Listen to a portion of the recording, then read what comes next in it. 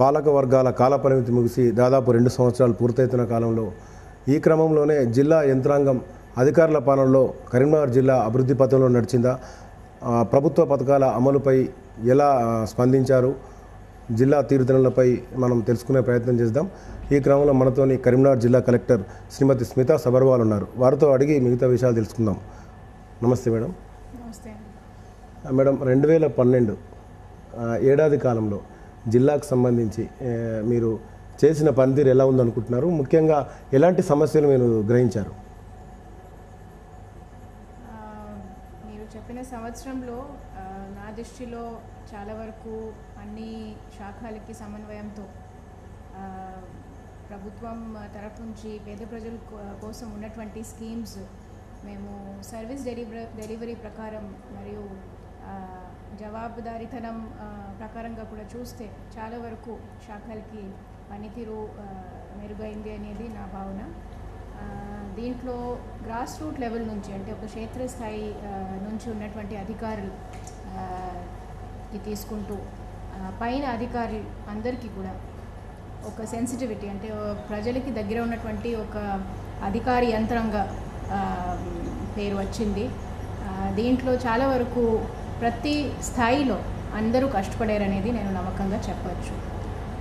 మనము ముఖ్యంగా గమనించిన సమస్యలు సంవత్సరం మొదలయ్యేటప్పుడు చాలా వరకు భూ సమస్య, భూ వివాదాలు మన జిల్లాలో ఉన్నాయి. ఎందుకంటే మంచి ఫర్టైల్ ల్యాండ్స్ ఉంది, చాలా విలువమైన ల్యాండ్స్ ఉన్నాయి కాబట్టి. ఇంకా అగ్రికల్చర్ సంబంధించిన చాలా ఇంటెన్సివ్ డిస్ట్రిక్ట్ ఇది. ప్యాడీ చూస్తే ప్యాడీ మరియు కాటన్ దాదాపు 5 లక్షల హెక్టార్లు సాగు కింద ఉంది.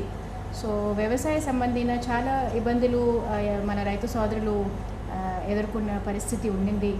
భూమి వివాదాలు, తకరారులు, తర్వాత చాలా వరకు ఈ బోర్వెల్ సమస్యలు. సో ఈ అన్ని సమస్యలు మేము గమనించుకుంటూ వాళ్ళ కోసం ఈ భూవాణి అనేది ఒక కార్యక్రమం మొదలు చేయడం జరిగింది.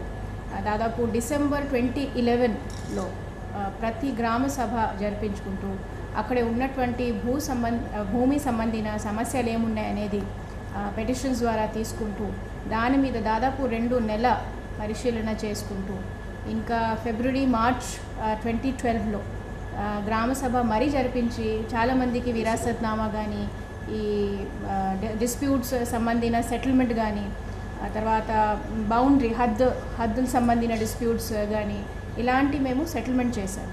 సో చాలా వరకు భూమి సంబంధించిన సమస్యలు మన రెవెన్యూ డిపార్ట్మెంట్ శాఖ అధికారులందరూ మంచి పని చేశారు.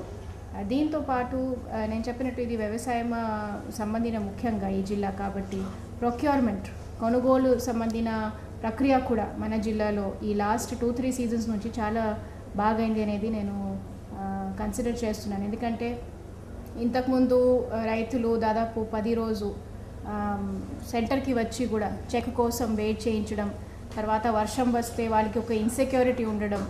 సో ఈ అన్ని ప్రక్రియలు స్ట్రీమ్లైన్ చేయడానికి మనము లాస్ట్ 2 సీజన్స్ నుంచి ఒక కొత్త సిస్టమ్ ప్రవేశపెట్టాము. దీంట్లో కొనుగోలు సెంటర్కి వచ్చినాక వాళ్ళకి పేమెంట్ అయినాక వాళ్ళు వెంటనే చెక్ తీసుకుంటూ అంటే మనం పోస్ట్ డేటెడ్ చెక్ మొదలు పెట్టాము మన జిల్లాలో ఫస్ట్ టైంగా. సో ఈ పోస్ట్ డేటెడ్ చెక్ ద్వారా వీళ్ళు అక్కడే సెంటర్లో ఉండాల్సిన వాళ్ళకి పని ఉండదు. పేమెంట్ అయినాక వాళ్ళు వెంటనే వాళ్ళ ఇంటికి వెళ్ళిపోవచ్చు. ఇంకా 3-4 డేస్ తర్వాత చెక్ ప్రజెంట్ చేస్తే వాళ్ళకి పేమెంట్ వచ్చేది. సో ఈ సిస్టమ్ బాగా సక్సెస్ అయింది. ఇంకా లాస్ట్ 2 సీజన్స్ నుంచి అదే సిస్టమ్ మరి రైతులందరూ డిమాండ్ చేస్తే మేము అది కూడా అమలు చేశాము.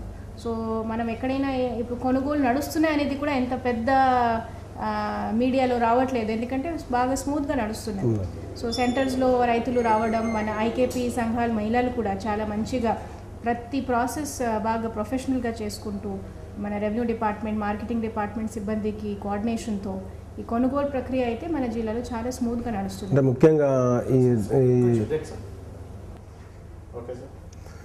ముఖ్యంగా 2 సంవత్సరాల నుంచి కూడా అంటే మీరు దాదాపు 1.5 year నుంచి జిల్లాలో కలెక్టర్గా పనిచేస్తున్నారు. మీకు మీ విధుల్లో కానీ అంటే స్థానిక సంస్థల ఎన్నికలు జరగకపోవడం, పూర్తిగా మీరే ఇవన్నీ బాధ్యతలు స్వీకరించడం వల్ల మీరేమైనా బర్డెన్గా ఫీల్ అయ్యారా? ఆఫ్ కోర్స్ మనకి అన్ని అంటే మామూలు పరిస్థితి కంపేర్ చేస్తే మనకి 2011-2012 పరిస్థితి అన్ని జిల్లాలు అన్ని కలెక్టర్స్కి ఒక ఛాలెంజ్గా ఉంది. ఎందుకంటే మనము డిస్ట్రిక్ట్ కలెక్టర్ ఛార్జ్తో పాటు స్పెషల్ ఆఫీసర్ ఛార్జ్ కూడా అడిషనల్గా మేమందరూ వహిస్తున్నాము. దీంట్లో జిల్లా పరిషత్కి స్పెషల్ ఆఫీసర్గా అందరూ మేము పనిచేస్తున్నాము. దాంతోపాటు మున్సిపల్ కార్పొరేషన్స్, సో 2 పెద్ద స్థాయికి సంస్థలు, 2 సంస్థలు చాలా ఆఫీసర్స్ ఉన్నారు, పెద్ద హైరార్కీ ఉంది. ప్రజలకి కావాల్సిన దాదాపు డైలీ సర్వీస్ రిలేటెడ్ డ్యూటీస్ ఉన్నాయి. సో చాలా పెద్ద బాధ్యత అనమాట. కొంచెం మనకి ప్రెషర్ ఆఫ్ కోర్స్ మేము ఫీల్ చేస్తున్నాం. ఎందుకంటే ప్రజల ప్రతినిధి ఏ ఇంట్రెస్ట్గా సర్వీస్ రిలేటెడ్ డెలివరీ డిమాండ్ చేస్తారు, అలాంటి ఇంట్రెస్ట్ అయితే మా ఆఫీషియల్ మెషినరీలో మామూలుగా ఉండదు. అది సహజమే. ఎందుకంటే ప్రజాప్రతినిధులు ఉన్నప్పుడు వాళ్ళు ప్రజల తరఫు నుంచి ఆ సర్వీసెస్ డిమాండ్ చేస్తూ శాఖలకి బాగా ఇంకా చాలా స్పిరిటెడ్గా సర్వీస్ డెలివరీ డిమాండ్ చేస్తారు. ఇప్పుడు అఫీషియల్ యంత్రాంగం చూస్తున్నది కాబట్టి వాళ్ళు డైలీ డ్యూటీస్ లాంటి వాళ్ళు నిర్వహిస్తూ ఉంటారు. సో కొంచెం గ్యాప్ అయితే వస్తూ ఉంటాయి. అండ్ దీంట్లో స్పెషల్ ఆఫీసర్గా మన ఎక్కువ దృష్టి పెట్టాల్సిన పరిస్థితి కూడా వచ్చింది. సో ఈ డ్యూటీస్ భాగంగా నేను స్పెషల్ ఆఫీసర్ జిల్లా పరిషత్ లాస్ట్ 2-3 ఇయర్స్ నుంచి ఎన్ని పెండింగ్ వర్క్స్ ఉన్నాయి అంటే శాంక్షన్స్ అయింది కానీ చాలా వరకు పెండెన్సీ ఉంది, మన క్షేత్రీయ స్థాయిలో జరగలేదు, ఆగి ఉన్నాయి. అటువంటి వర్క్స్ మీద మేము ఎక్కువ కాన్సన్ట్రేట్ చేసాము. దాదాపు 5-6 కోట్లు సంబంధించిన వర్క్స్ పెండింగ్గా ఉండింది. సో దీనికి తొందరగా ఎగ్జిక్యూషన్ చేసుకుంటూ క్వాలిటీ పరంగా కూడా సర్టిఫై చేసుకుంటూ మేము ఒక టాస్క్ కంప్లీట్ చేసాము.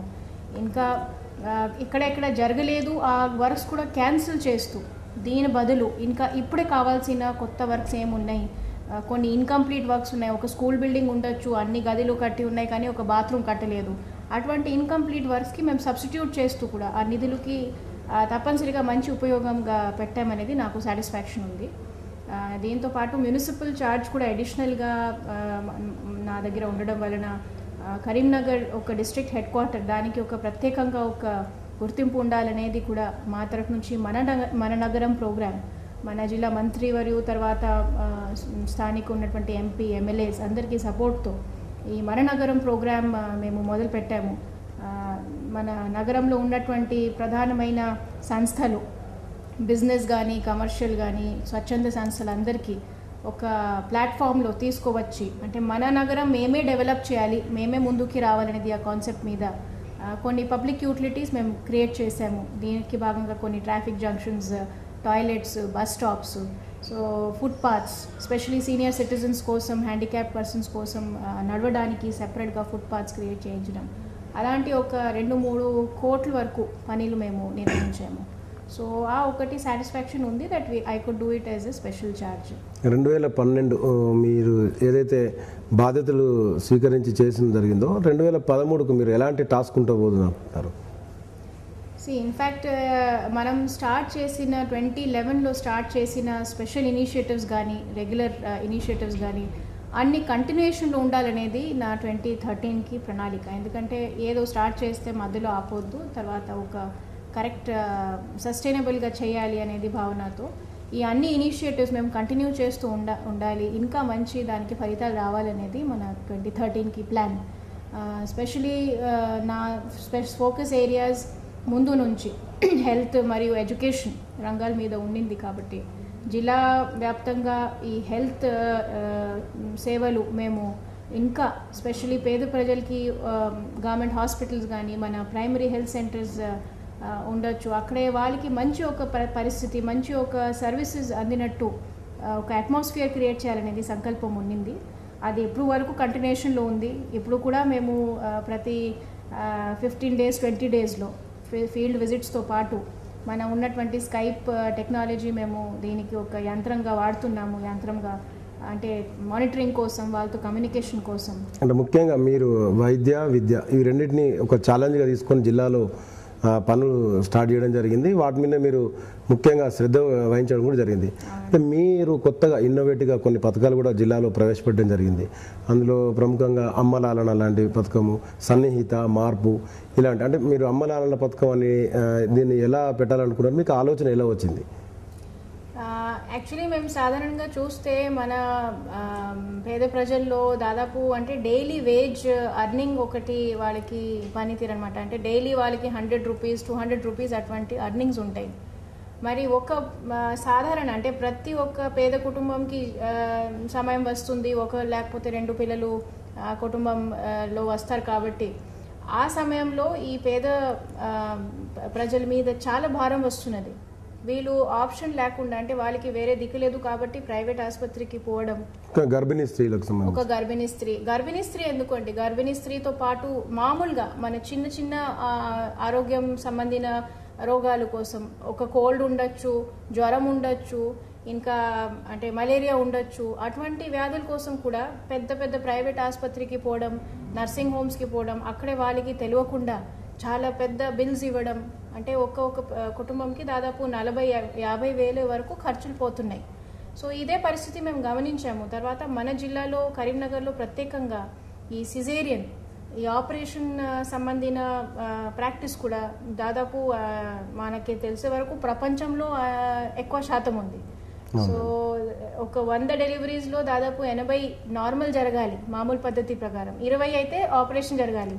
ఇక్కడ ఎగ్జాక్ట్ ఆపోజిట్ నడుస్తున్నది. అదే పరిస్థితి మనం గమనించడం జరిగింది. సో ఈ అమ్మాలాలన కాన్సెప్ట్ దీని ద్వారా తయారైంది. అంటే పేద ప్రజలకి మంచి ప్రభుత్వం తరఫు నుంచి ఉన్నటువంటి సౌకర్యంకి మేము సరిగా ఉపయోగం చేసుకుంటూ వాళ్ళకి అవగాహన పెంచితే, ఆసుపత్రిలో ఉన్నటువంటి సౌకర్యం బాగా చేస్తే, స్టాఫ్కి పనితీరు బాగా చేస్తే వాళ్ళు ఎందుకు పోతారు ప్రైవేట్కి, మా దగ్గర వస్తారు. అది లాజికల్ అండి. సో ఈ కాన్సెప్ట్ ద్వారా మేము గర్భిణీ స్త్రీలకి ముందు నుంచి ఫస్ట్ నెల నుంచి సెకండ్ నెల నుంచి వాళ్ళకి SMS పెట్టి వాళ్ళకి ఆరోగ్య సంబంధించిన సూచనలు ఇచ్చేసి, మన ప్రైమరీ హెల్త్ సెంటర్లో ఉన్నటువంటి డాక్టర్స్తో చాలా మంచి కమ్యూనికేషన్ మెయింటైన్ చేస్తూ, ఎక్కువ మందికి మన పిహెచ్సికి రండి లేకపోతే నినాదంతో మేము ముందుకు పోయాము. రానుగా చాలా మంది అర్థం చేసుకుంటూ ఈ గవర్నమెంట్ హాస్పిటల్స్కి సర్వీస్ డెలివరీ బాగా అవుతున్నాయి అనేది గమనించి చాలా మంది గవర్నమెంట్ హాస్పిటల్స్ మన జిల్లాలో ప్రిఫర్ చేస్తున్నారు. ఒక 200-300 జరిగేది అప్పుడే, ఇప్పుడు దాదాపు నెలలో 1500-1600 జరుగుతున్నాయి. సో ప్రతి హాస్పిటల్ నుంచి అటువంటి రెస్పాన్స్ ఉంది. మనకి ఈ మధ్యలో వైద్య విజ్ఞాన పరిషత్ నుంచి రేటింగ్స్, ఓవరాల్ స్టేట్ రేటింగ్స్లో జగత్యాల్, తర్వాత సిరిసిల్ల, రామగుండం మరియు కరీంనగర్ సివిల్ హాస్పిటల్కి ఏ కేటగిరీ రేటింగ్ వచ్చింది. సో అన్ని విధానంగా అక్కడే ఉన్నటువంటి సర్వీసెస్ మెరుగుపడుతున్నాయి అనేది ఒక గవర్నమెంట్ తరఫు నుంచి గుర్తింపు వచ్చింది.